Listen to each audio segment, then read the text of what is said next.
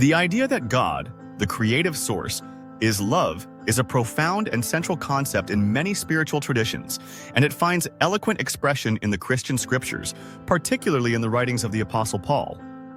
In 1 Corinthians chapter 13, Paul presents a poetic yet deeply philosophical reflection on the nature of love, enumerating its qualities in a manner that transcends mere human affection.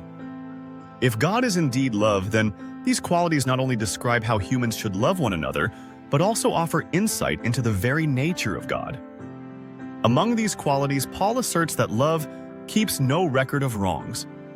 This idea leads to a radical and liberating understanding of God. If God is love and love does not keep a record of wrongs, then God does not keep a record of wrongs. This challenges many traditional notions of divine judgment and punishment, offering instead a vision of a God whose essence is forgiveness, acceptance, and unconditional love. The concept that God keeps no record of wrongs aligns with the idea of God as an infinite, boundless source of creativity and life. To keep a record of wrongs would imply that God is bound by the same limitations, judgments, and dualities that govern human interactions.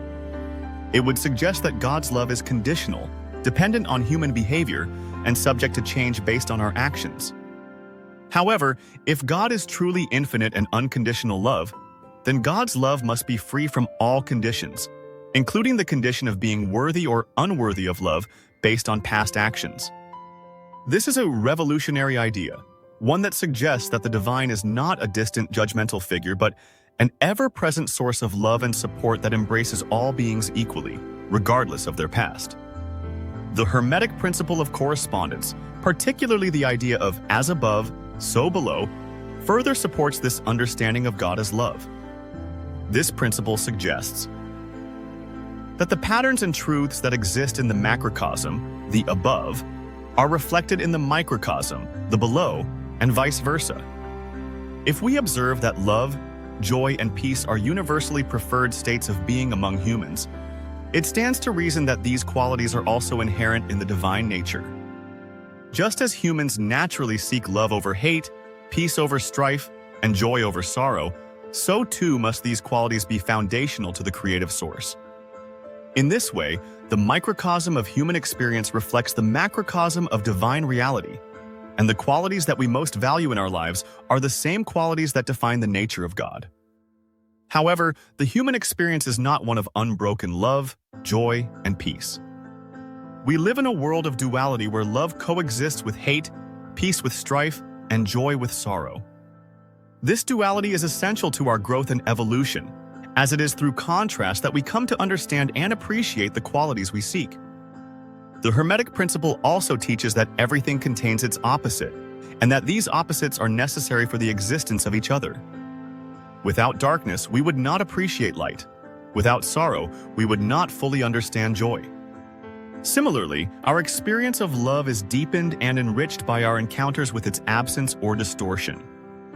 In this context, the challenges and difficulties we face in life are not punishments or signs of divine disfavor, but necessary elements of our spiritual journey. Through many lives and incarnations, we experience a full spectrum of emotions, situations, and relationships, all of which contribute to our growth and understanding.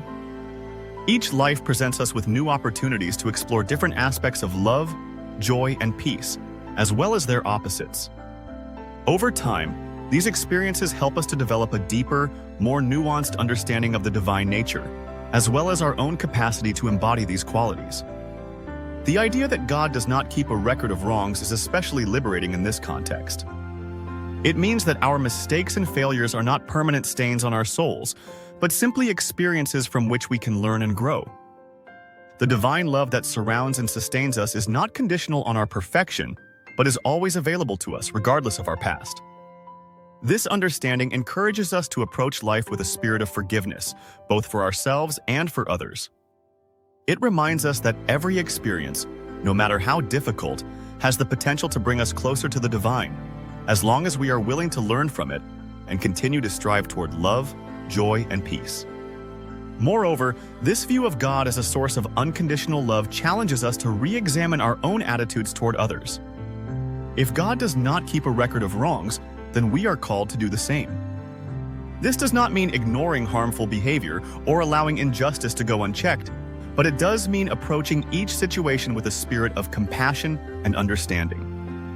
It means recognizing that every person is on their own spiritual journey, and that their actions, like our own, are part of a larger process of growth and learning. By extending forgiveness and love to others, even in the face of wrongdoing, we align ourselves with the divine nature and become instruments of God's love in the world.